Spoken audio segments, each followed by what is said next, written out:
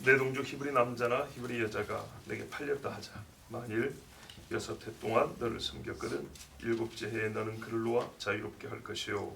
그를 놓아 자유롭게 할 때에는 손톱까지 하지 말고 내 양무리 중에서와 타작마당에서와 포도주 틀에서 그에게 후히 줄지니 곧 내 하나님 여호와께서 내게 복을 주신 대로 그에게 줄지니라.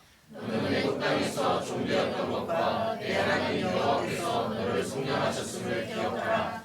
그것으로 말미암아 내가 오늘 같이 내게 명령하노라. 종이 만일 너와 내 집을 사랑함으로 너와 동거하기를 좋게 여겨 내게 향하여 내가 주인을 떠나지 아니하겠노라 하거든 송곳을 가져다가 내 길을 그에게 고르라. 그리하면 그가 영구히 내 종이 되리라. 내 여종에게도 그같이 할지니라. 그가 6해 동안에 문에 새 배나 받을 만큼 너를 섬겼은즉 너는 그를 놓아 자유하게 하기를 어렵게 여기지 말라.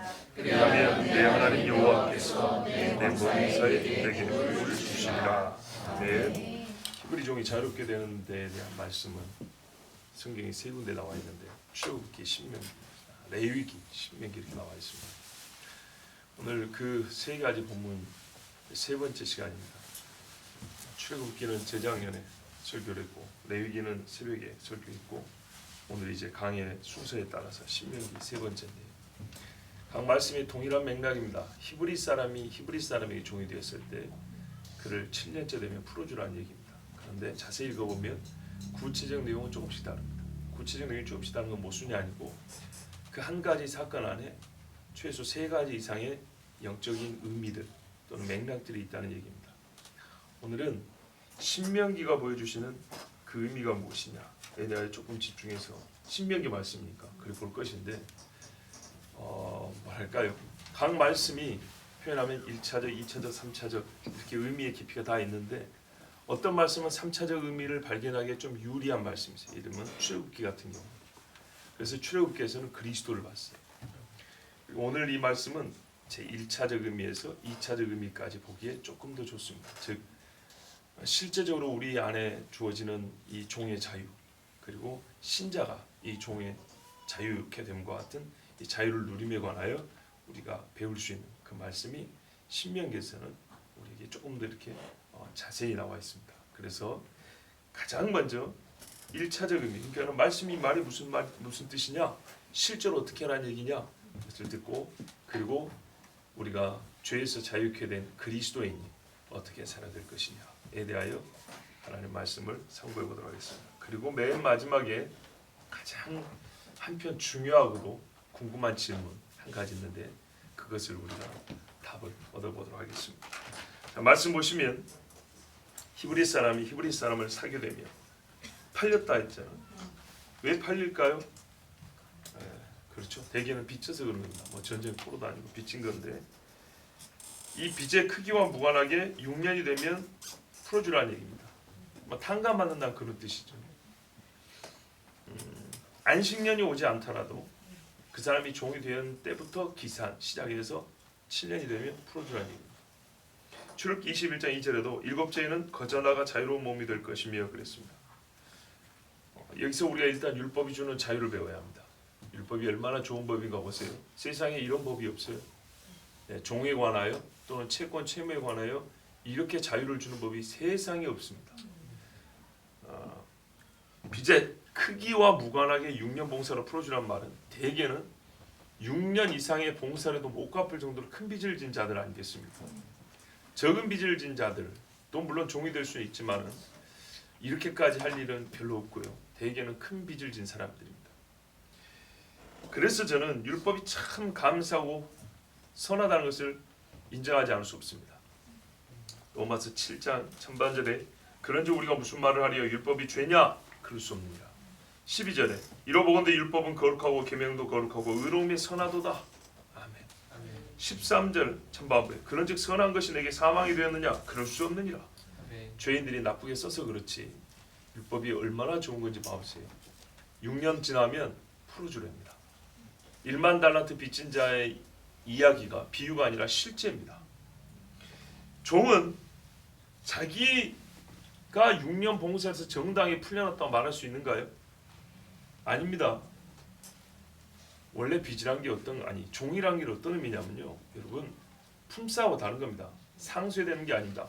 6년어치 봉사해서 6년어치 빚이 탕감되는, 면제되는 게 아닙니다.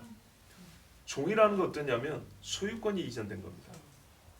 1푼이 됐던 1조가 됐던 10경이 됐던 기간 안에 못 갚으면 너 자신에 대한 소유권이 나한테 넘어오는 겁니다. 그래서 내가 어떻게 해요? 팔아버리죠.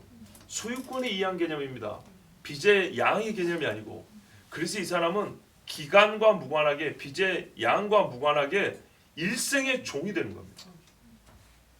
뭔 의미인지 아시겠죠? 그래서 이 사람이 6년 일했으니까 내가 6년어치 일했으면 그만큼 까는 거지, 이런 의미가 절대 적용되지 않습니다. 종이 된 거는 빚을 갚는다는 의미가 아니고 빚을 못 갚은 그때로부터 기간이 되면 소유권이 넘어가는 거예요. 무엇에 대한 소유권이죠? 나 자신에 대한 소유, 처분권이 넘어가 버리는 겁니다.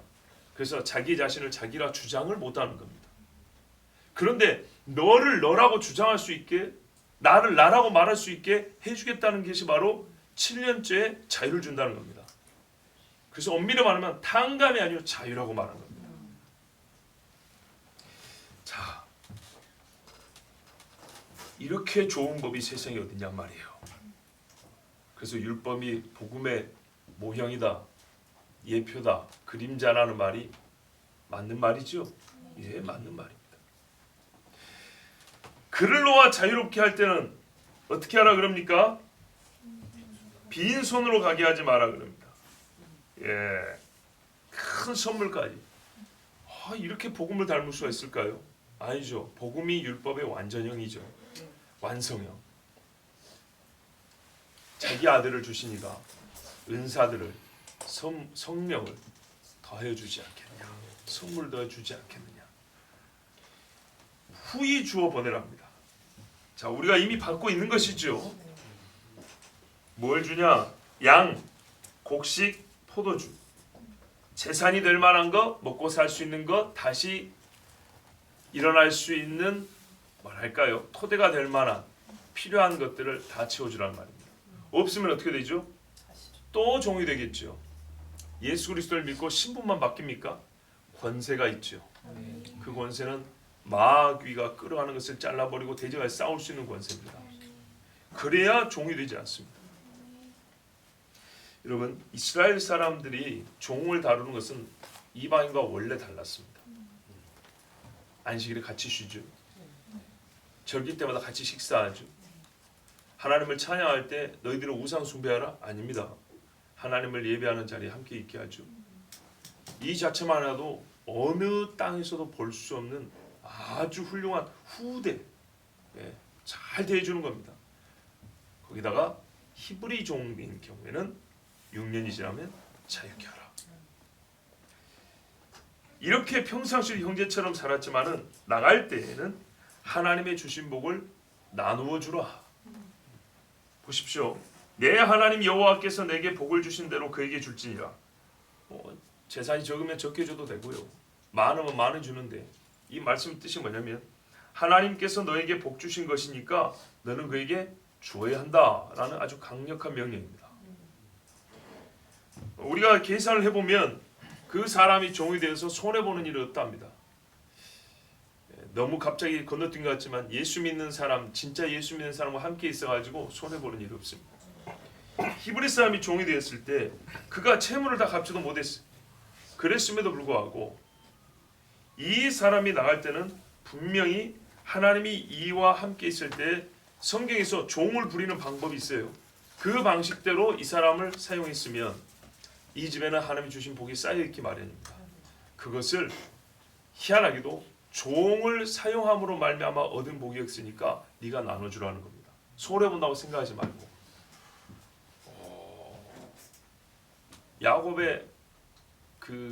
야곱이란다. 라반의 아들들이 야곱한테 뭐라 하냐면, 저놈의 자식이 우리 아버지 재산 다 도둑질해 간다 그랬어요.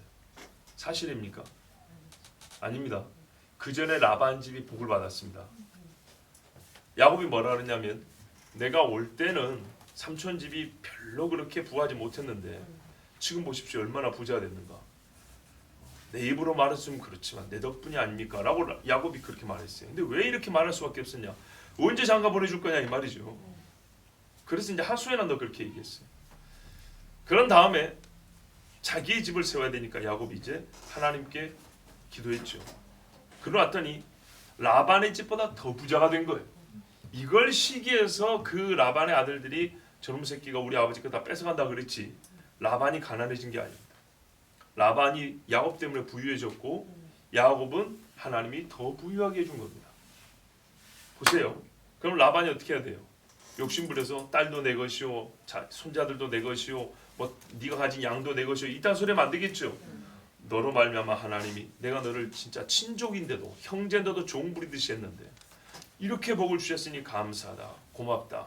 이제 너도 너희 집을 세워라, 네 조상의 땅으로 가라. 이렇게 축복을 해야겠죠. 이게 율법이 있기 전에 하나님이 믿음의 삶에 주신 율법 정신입니다. 신앙 정신이라고요. 라반은 그렇지 못했어요. 나중에 라반의 집이 과연 신앙을 지킬 수 있었을까요? 아니죠. 이때 눈으로 보이는 복을 주셨을 때, 눈으로 보이는 야곱이 우리 눈앞에 있을 때 감사할 줄 알고 인정할 줄 알았다면 완전히 달랐을 것인데 그렇지 못했습니다. 자, 하나님이 나에게 주신 복이니까 그 종과 함께 나누는 것은 당연합니다. 함께 있을 때도 나눌 수 있었다면, 하나님 함께 기뻐했다면, 나갈 때도 자유케 할 때도 그 자유에 맞는 누림의 나눔이 있어야 합니다. 거기다가 하나님께서 왜 그렇게 해야 되냐? 우리의 마음을 더 움직여 주시는 역사적 사실을 말씀하는데, 애굽에서 살았던 걸 기억해라 그랬습니다. 만일 억울하고 아까운 생각이 들면 애굽에서 너에게 있었던 일, 그리고 너희가 거기서 자유케 된 일을 기억해라 그랬습니다. 본래 너희가 남의 땅에 빌어먹으러 들어간 거 아니냐? 그렇죠? 요셉 덕에 대접 잘 받았지. 뭐 한 게 있냐? 그 바로의 양 좀 쳐준 거, 그거하고 너희가 받은 대접을 비교하면 비교가 안 되죠. 여러분 생각해 보세요. 처음부터 양식 공짜로 얻어 먹었잖아요. 요셉한테 2번 사러 왔는데 그 애국 곡식인데 공짜로 얻어 먹었죠. 거기다가 제일 기름진 땅 얻었죠. 그렇죠? 그리고 뭡니까? 요셉이라는 그 훌륭한 총리 덕분에 요셉의 식구라고 해서 일반 난민 취급당하지 않고 요셉의 가족으로 귀족 집안처럼 대접을 받았죠. 초창기에 말이에요. 그리고요, 애굽이라는 엄청난 나라의 국방력으로 안전하게 보호를 받았죠. 맞죠? 받은 게 얼마나 많은지 몰라요. 그런데 하나님을 알지 못하는, 또 요셉을 알지 못하는 왕 때문에 또 큰 고통을 겪었어요. 자, 그렇지만 자기 힘으로 거기서 못 나옵니다. 즉 애굽 생활은요, 여러 가지 다층적인 의미가 있어요. 하여튼 거기서 못 나오는데 하나님께서 애굽을 거의 멸하다시피 해가지고 장자를 주기까지 해서 끌어내셨죠. 끌어낼 때 어떻게 했습니까? 그 전에 꽁으로 얻어먹은 게 많은데 후에 고통 받았던 거, 그거 보상해 주는 것 이상으로 진귀한 보석들도 줬죠, 옷도 줬죠, 먹을 거 줬죠, 짐승도 줬죠. 그들이 끌고 나온 약대와 낙타, 나귀, 이게 어디서 났습니까? 종살이하는 사람들이 개인 소유가 얼마나 됐겠어요? 근데 어마어마한 짐승들을 끌고 나왔죠. 자, 물론 그들이 갖고 있었던 것도 덜어 있었다고 봅니다. 왜냐하면 자기들 짐승 끌고 와서 하나님 앞에 제사한다고 그런 말도 했기 때문에. 자, 하여튼 이 엄청난 것들은 하나님께서 애굽 사람들의 마음을 움직여서 이스라엘 사람들이 주워 보내게 한 겁니다. 딱 그때를 생각해 보라는 거예요.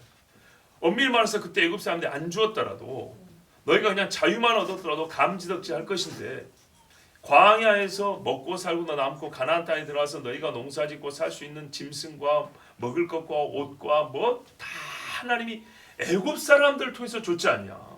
애굽 입장에서 너희가 원수인데 왜 장자가 죽었는데 지금 뭘 주고 싶겠어요? 그런데 너희는 형제지간 아니냐. 그렇다면 서로 나눠주는 것이 마땅하다.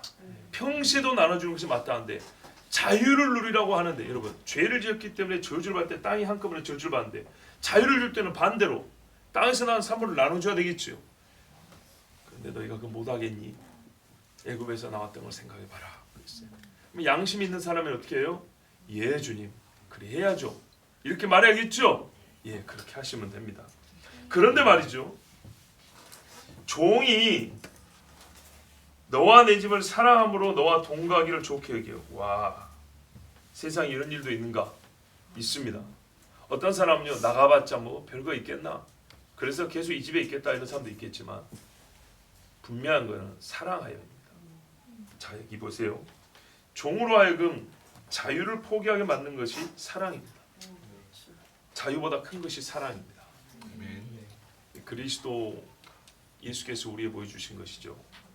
12군단 더 되는 천군을 보내서 저것들을 멸할 수 있지만 우리를 사랑하시기 때문에 그걸 행사하지 않으셨습니다. 우리를 구원하시려고 말이죠. 자, 누구를 사랑한다고요? 너와 내 집. 이거 주인이죠. 주인과 주인의 집을 사랑합니다. 출애굽기 21장 5절에도 종이 분명히 말하기를 내가 상전과 내 처자를 사랑하니 나가서 자유인이 되지 않겠노라. 여기도 처자에 앞서 상전입니다. 여러분, 예수님이 나사로가 죽어가는 것을 아시면서 안 갔습니다. 죽은 지 나흘 만에 갔죠. 그 울었습니다. 그때 사람들이 하는 말이 참 저렇게 울 것 같으면 진짜 와서 살려주지. 보라 얼마나 사랑했는가. 사랑했으면 일찍 와서 살려주지 왜 이제 왔어. 이렇게 말했습니다. 근데 예수님께서 제자들에게 앞서 말하면 이는 죽을 병이 아니오 하나님의 영광을 위하여 병이 걸린 거라고 했습니다. 살려줄 때에도 뭐라 그랬어요? 먼저 하나님께 기도했습니다. 아버지 오늘도 제 말을 들으시면 감사합니다. 그러면서 하나님의 영광을 위하여 늦게 왔음을 그걸 공표하셨습니다. 아버지께서 나에게 주신 일을 내가 행한다. 예수님이 항상 그랬습니다. 아버지를 사랑하기 때문에 사랑하는 자가 죽어가지만은 갈 수가 없었습니다. 마찬가지로 꼭 이 예수님을 본받은 바울이 말합니다. 내가 3,000층에 올라와 봤더니 야, 나 소원 같으면 지금 당장 가고 싶다. 그런데 그리스도의 사랑하는 너희 영혼들을 위하여 교회를 위하여 내가 육체로 너희와 함께 머무는 것이 더 좋은 줄 아노라. 이렇게 말했습니다. 예수님께서 마태복음에 뭐라 그래요? 아버지나 어머니나 처나 자식이나 형제를 나보다 더 사랑하는 자는 내게 합당치 아니하다 그랬습니다. 그래서 출애굽기도 보면 내가 상전과 내 처자를 사랑합니다. 그래서 자유인이 되지 않겠습니다. 오늘 신명기에도 뭐라 그래요? 너와 내 집, 주인과 주인의 집을 사랑함으로 너와 동거하기를 좋게 여기면 그에게 어떻게 해요? 같이 있게 하라. 이렇게 말합니다. 예수님이 하신 말씀대로 율법은 먼저 가르쳐 주셨고 또 예수님의 제자들은 꼭 이 말씀처럼 살았습니다. 자기를 구원하신 예수님을 더 사랑하여서 예수님의 종이 되기로 작정을 했습니다. 그리고 출애굽기 말씀에서는 이 종을 예수님으로 봤습니다. 예수님께서 자기 피로 낳은 자들, 하나님의 거듭난 자녀들을 위하여 함께 머물기를 원했던 것. 그게 이제 출애굽기에서 우리에게 좀 깊이 가르쳐 주는 겁니다. 자, 근데 우리가 이제 이 말씀에서는 자유케 된 사람, 신자에게 주시는, 그러니까 신자로서 자유케 된 사람들에게 조금 더 무게중심이 있기 때문에 우리는 그대로 일단 읽어갑니다. 이렇게 되면 어떻게 하면 되냐? 송곳을 가져다가 그의 귀를 문에 대고 뚫으라 했습니다. 자, 주인이 종의 뜻을 듣고 그 사람을 종신토록 종삼기로 결정합니다. 참 이 부분에서는요 역설의 은혜가 우리 감탄을 자아내는데 종신종살이가 종의 뜻으로 이 약속이 성립이 됩니다. 종이 먼저 자기를 종 삼아 달라 합니다. 그 주인이 그걸 받아들이는 입장입니다. 마치 종이 주인에게 은혜를 베푼 것 같은 거 아니겠습니까? 내가 당신의 종이 되어 주겠다. 오해하지 마세요. 우리가 하나님께 뭐 감히 종이 되어 주겠다는 게 아니고 예표는 예표인 것입니다. 모든 걸 다 일치되어 볼 수는 없습니다. 자, 사랑하여 하는 일로서 책임을 다하는 것과 성격이 다르다는 겁니다. 책임을 다해서 종이 되는 것하고 사랑해서 종이 되는 것의 다름을 지금 말씀드립니다. 주인은 이 사람에게 더 이상 종됨을 요구할 권리가 없습니다. 종이 스스로 종이 되겠다 하니까, 이 자유인이 종이 되겠다 하니까 그것을 받아들인 것뿐입니다. 자, 여기서 이 일의 본질을 이렇게 이해하는 것이 좋습니다. 뭐냐면 이 말씀의 사건은요, 실제 있어서 동일한 두 당사자에서 일어나는 두 가지 사건입니다. 주인이 바뀌었습니까? 아니죠. 종이 바뀌었습니까? 아니죠. 근데 맨 처음에 이 주인은 이 종에게 있어서 뭐와 같죠? 죄와 같습니다. 봐보세요. 자기의 빚짐으로 말미암아 팔려와 종노릇 했잖아요. 우리가 죄에 팔린 상태에서 누구한테 종노릇 하죠?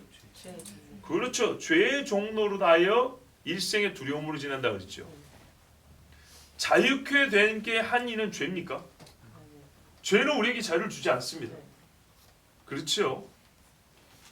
실제에 있어서는 한 인물이 이 일도 하고 저 일을 하지만은 영적 실제에 있어서는 두 가지 차원의 이야기가 이 한 사건 안에 들어가고 있는 겁니다. 쉽게 말하면 1인 2역입니다. 자, 동일 인물이 의미하는 두 가지 정체성을 보여줍니다. 첫째, 우리가 죄의 종노를 할 때 죄입니다. 이 주인은 그것입니다. 두 번째는 우리를 자유케 하신 주님으로서 주인입니다. 6년의 시간을 정하신 분이 하나님이시고요. 그리스도의 대속 죽음으로 하나님의 정하신 방식과 때를 따라 우리를 죄에서 자유케 하신 분이 하나님이십니다.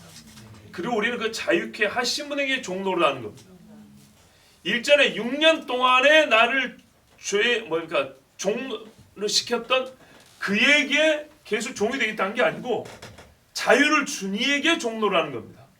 근데 이것을 우리 현실 생활에서는 주인을 두 사람 세워놓고 내가 당신에게 종노를 하고 당신에게 종노를 이렇게 할 수는 없는 거예요. 한 가지 사건 안에서 두 층의 영적 실제를 보여줍니다. 죄는 더 이상 나를 잡아들 권한이 없습니다. 그때 자유케 된 내가 나를 자유케 놓아준 주인에게 종되기를 결심합니다. 즉 율법의 주인은 죄를 상징합니다. 즉 신명기에서 처음에 종노를 시켰던 주인은 죄를 상징합니다. 동시에 이 주인은 그리스도의 모형입니다. 그러니까는 뭐랄까 찰나의 순간 이 신명기 말씀에서 정처가 바뀐 다른 주인을 우리 앞에 놓아준 겁니다. 빚을 갚기 위하여 종노를 하는 때는 지났습니다. 두려움으로 어쩔 수 없이 끌려가던 시대는 다 지나갔습니다. 이제는 내 뜻과 자유로 나를 자유케 하시고 복 주신 분에게 나 자신을 종으로 드립니다. 무슨 말씀인지 이해가 되시죠? 예. 빚진 상태에서 종이 될 수밖에 없었던 거고 자유케 되었고 나를 자유케 하신 그분에게 자원함으로 종이 되는 이 두 가지는 우리가 신약의 복음서로 말하면 죄에 있을 때와 회심 이후에 중생한 후에 우리를 구원하신 그리스도를 복종하는 건데 이 두 가지 두 차원의 영적인 일을 어떻게 해요? 한 사건 안에 지금 넣어놨어요.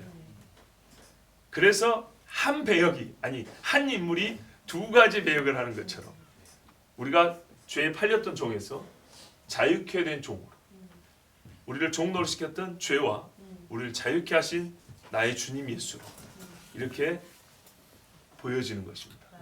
읽어야 되는 것이고요. 자, 종의 뜻을 들은 주인이 재판장에 데려가나 출애굽기는 그렇게 되어 있습니다. 공적으로 일을 행하는 겁니다. 약속이 공적으로 이루어집니다. 그 약속의 표시로 문설주에다가 주인의 집에 문설주에다가 종의 귀를 대고 송곳으로 귀를 뚫습니다. 왜 귀냐? 뭐 그런 의미에 대해서는 여러 가지 말들이 있는데 그것보다 더 중요한 거는 확실히 모르겠으니까 그건 차치하고 중요한 거는 피가 흐른다는 겁니다. 예. 이 사람은 이제 일생의 종되기로 약속을 한 겁니다. 영적으로 말하면 영원히 종이죠. 그 영원한 약속에는 항상 피가 있습니다. 뭐가 좀 다른 것 같은데요. 6월절은 그리스도가 우리를 피 흘렸는데요. 그렇죠. 히브리서에 말해요. 너희가 피 흘리기까지 수고하지는 아니하였다. 본래는 어디까지 가는 것이라고요? 피 흘리기까지. 주인이 우리를 자유케 할 때 이거는 예표니까 그러지만 실제로는 자유를 그냥 준 게 아니라 피 흘려서 자유를 줬다고요. 그래서 자유함을 얻은 종은 그에게 다시 종될 때 어떻게 해요? 똑같이 피 흘리기까지 종되기를 약속하는 겁니다. 자기 십자가를 지고 나를 따를 것이니라. 예수님 말씀했죠. 그래서 자기를 부인함과 피 흘리기까지 주인을 섬겼습니다. 문에다 대고 어디다가요? 주인의 문에다가 이 피를 흘립니다. 내가 있던 집에 양의 피가 흘러서 죽음의 사자가 건너간 것처럼 나는 주인의 집에 피 흘리기까지 충성하겠습니다. 의인 사가랴의 피까지. 그리하면 그가 영구히 내 종이 되리라. 예, 이것이 곧 종이 자기 자유로 선택한 종의 섬김입니다. 아버지를 사랑하고 아내와 자녀를 사랑하여 영원히 아버지의 종이 되었습니다. 하나님을 사랑하고 하나님의 백성들을 사랑하여 그리스도의 고난 중 교회를 위하여 남은 것을 채우겠다고 바울이 그리스도의 종으로서 교회를 섬겼습니다. 예수님께서 못으로 구멍난 손과 찢겨진 옆구리를 영원히 가지고 계신 것처럼 신자는 물론 우리가 변화된 육체가 얼마나 아름다울지 우리가 지금 상상이 불가능할 정도지만 혹시 그리스도를 위하여 찢긴 몸의 흔적을 갖고 있을지도 모릅니다. 그는 종신토록 그 상전을 섬기리라. 바울이 그렇게 살지 않았습니까?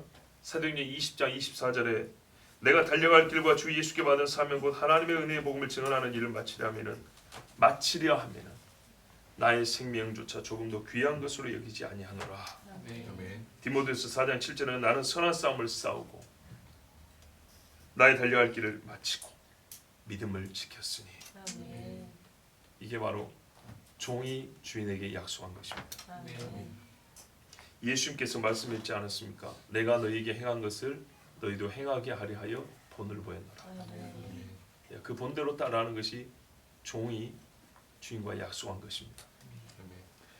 그리고 이 섬김은 육체적 봉사를 넘어가야 합니다. 갈라디아서 5장 13절에 형제들아 너희가 자유를 위하여 부르심을 입었으나 그러나 그 자유로 육체의 기회를 삼지 말고 오직 사랑으로 서로 종노하라 그랬습니다. 이제 자유를 주었는데 종이 된 그 형제 종 부리듯이 할 수 있습니까? 아니죠. 그는 종 부리듯 안 해도 훨씬 이전의 종보다 더 열심히 주인을 섬길 겁니다. 빌레몬을 보세요. 내가 너에게 명한 것보다 더 할 줄 아노라. 바울도 그랬죠. 주님이 명하신 것보다 더 하였고 빌레몬은 바울이 명한 것보다 더 하였습니다. 하나님의 미리 되어서 형제가 나와 같은 종이 되어서 그리스도를 섬기게 하는데 그의 생명을 다하는 종들이 되어야 합니다. 아멘. 우리가 잘 아는 말씀 다시 한번 인용하면 골로새 1장 24절에 나는 이제 너희를 위하여 받는 괴로움을 기뻐하고 그리스도의 남은 고난을 그의 몸된 교회를 위하여 내 육체에 채우노라 그랬습니다. 여러분 내게 주신 이 자유를 종이 되고 주님을 위하여 섬기되 형제들을 위하여 주의 몸된 교회를 위하여 로마서 말씀이죠. 사나 죽으나 우리가 주를 위하여 산다 그랬으니 무엇이 주님을 위한 일일까 생각하면서 그렇게 사시길 바랍니다. 아멘. 그렇게 하면 어떻게 하냐 보십시오. 맨 마지막 절입니다. 영적인 비밀과 신비가 가득 들어있는 말씀이지만 1차적으로 현실에서 지켜져야 할 명령입니다. 그리고 이것을 지키면 현실에서 먼저 지키면 지킴과 동시에 영적인 신비가 체득되는 말씀입니다. 그냥 앉아서 듣고 그렇구나 이래갖고 절대 모르고요. 이해가 되든지 안 되든지 이것은 하면 느껴지고 하면 깨달아지는 그런 식의 말씀입니다. 자, 어렵게 여기는 사람들이 있죠. 하기 전에. 그렇죠? 그래서 하나님께서 다시 한번 종에게 자유를 줘야 할 이유 거듭 강조해 말씀합니다. 사실은 너희가 숨기는 진실이 하나 있어. 진실은 말이지 너희 그 형제 낳아주면 공짜라고 생각하는데 그거 공짜 아니야. 많이 주고 자유를 주면서 많이 주어야 될 이유가 있어. 사실 그 종이 6년 동안 일한 게 일반 품꾼보다 배나 더 많이 일한 거야.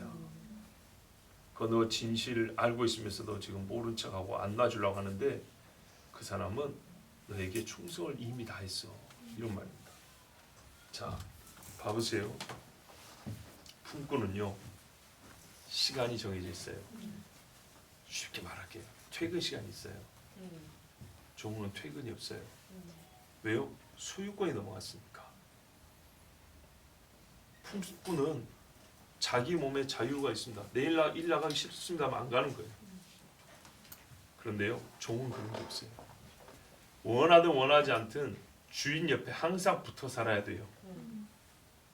주인을 못 떠납니다. 퇴근이 없어요. 밤에 불러도 가야 되고 새벽에 불러도 가야 되고 굳은 일. 이 품꾼은요, 정해진 일의 종류와 양이 있어요. 그런데 종은 그런 게 없어요. 무한정인, 하다가 죽더라도. 이게 종입니다. 그 사람이 히브리 종이 와서 너에게 한 거는 품꾼이 일한 시간 이상으로, 그 수고 이상으로 소유권이 너에게 넘어왔던 그런 시간이기 때문에 이건 돈으로, 시간으로 환산할 수 없는 거다. 여러분, 소유권이 넘어간 정량적 개념이 아닙니다. 부피와 양을, 길이를 잴 수 있는, 뭔가를 측정할 수 있는 게 아닙니다.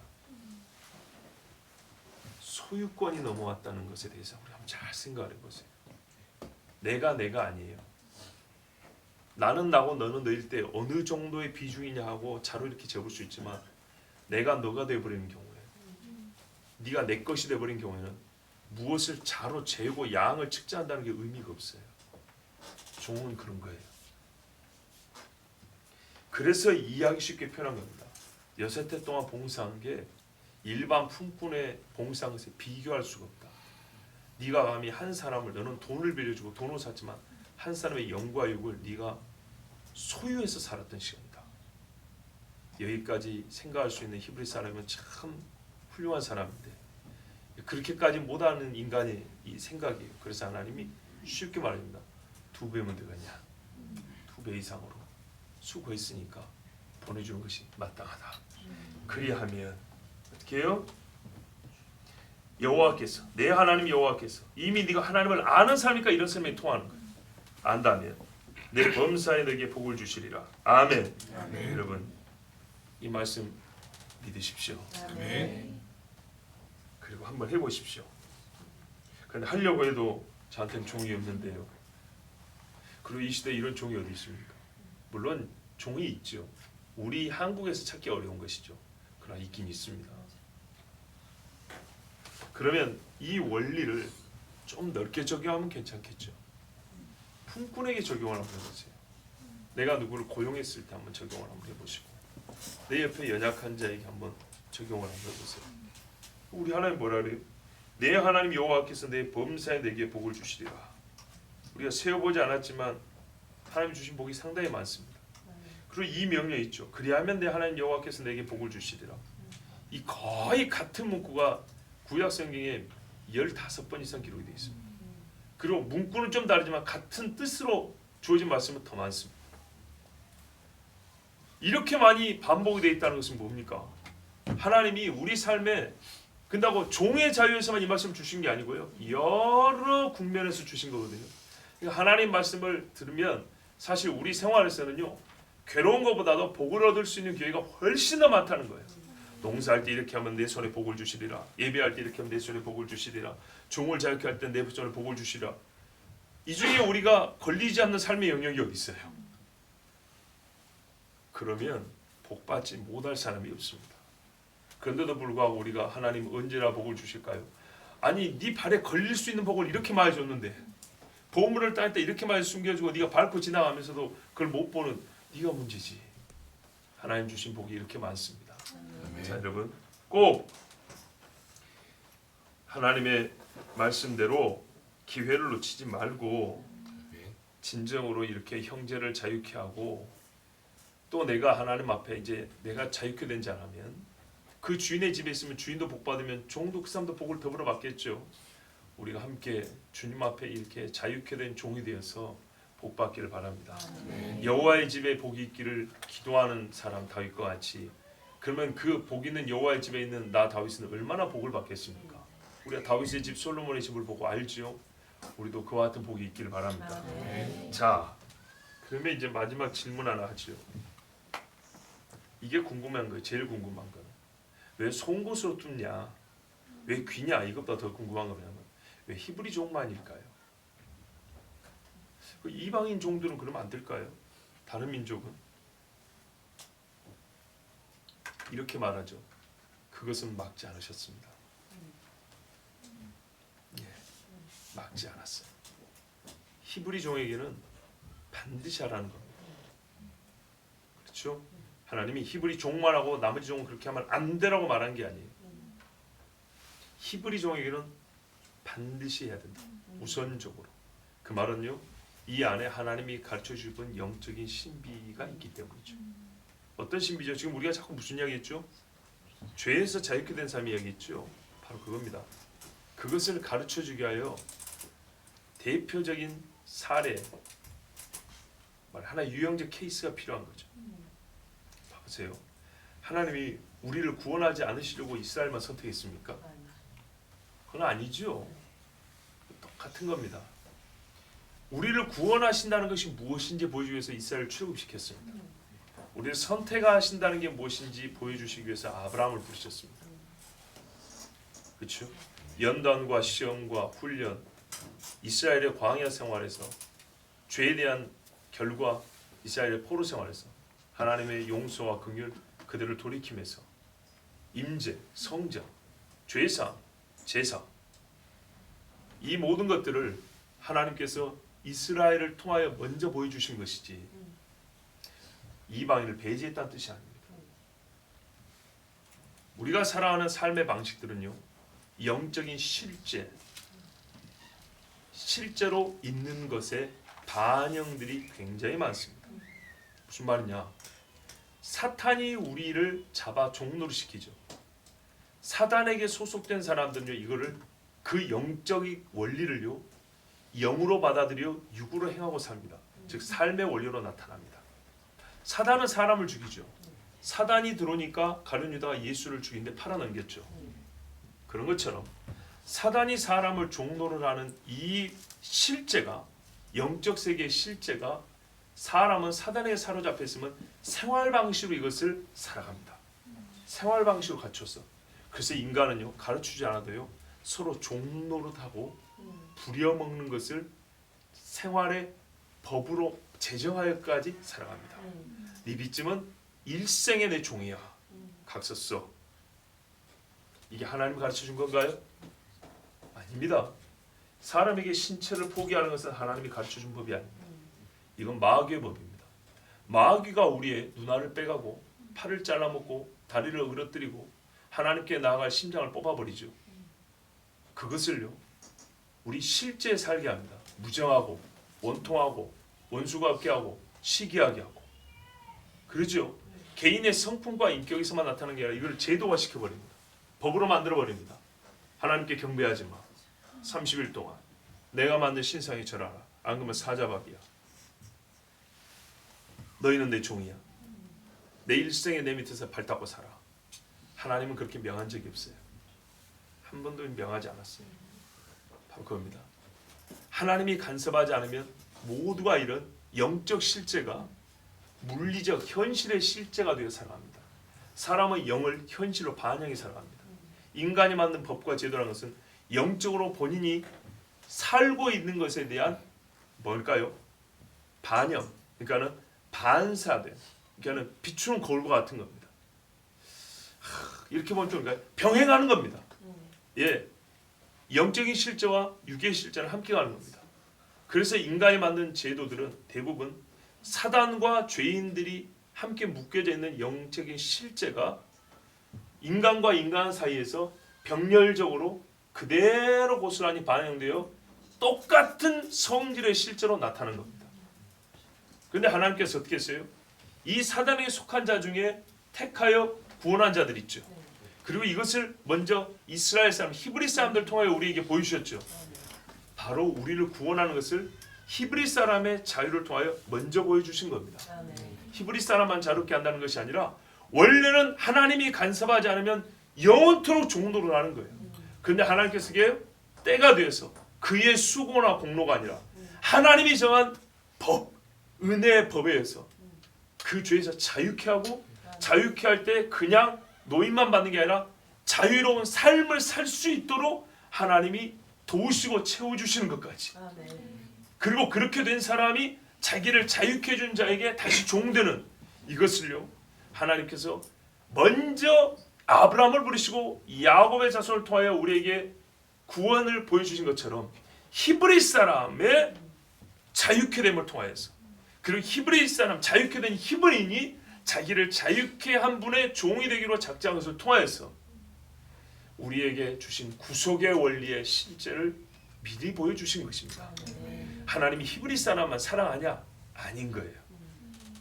아브라함과 이스라엘을 택하여 우리에게 구원이 무엇인가를 먼저 보여주신 것처럼 이 히브리 사람의 종이 누리게 된 자유는 우리에게 바로 그 똑같은 맥락에서 구속의 원리와 실제를 먼저 보여주신 것입니다. 그래서 이 원리대로 사는 사람, 이 말씀을 맛본 사람은요, 이제 여기서 멈추지 않아요. 이방인도 자유롭게 해줄 수 있어요. 아멘. 신약에도 나타나지 않습니까? 오네시모, 도망쳐 나온 종 있죠? 이 종에 대하여 바울이 어떻게 합니까? 빌레몬에게 내 형제처럼 여기라 그랬죠. 그럼 오네시모는 뭐라 그랬을까요? 빌레몬에 가가지고 그냥 떵떵으로 살아 그랬을까요? 아니죠. 무릎 꿇고 잘못했다 해야죠. 서로 이제는 자유케 된 사람으로서 더 섬길 수 있겠죠. 바로 그런 겁니다. 그래서 여러분, 세상에 율법같이 좋은 법이 없는 겁니다. 율법 정신, 복음 정신이고 이게 우리 신앙 정신입니다. 하나님께서 이 귀한 영적인 실제, 즉 구속 원리의 실제를 히브리 종의 자유케 됨을 통하여 우리에게 가르쳐 주셨습니다. 아멘. 그러므로 자유케 된 우리는 바로 이 종과 같이 내가 주인을 사랑합니다. 주인의 집을 사랑합니다. 아멘. 조금 그냥 한 걸음 나아가 볼까요? 내가 여호와의 집 성전을 사모합니다. 아멘. 이렇게 해서 주를 섬기는 것이 옳습니다. 아멘. 피 흘리기까지 아멘. 기도하겠습니다.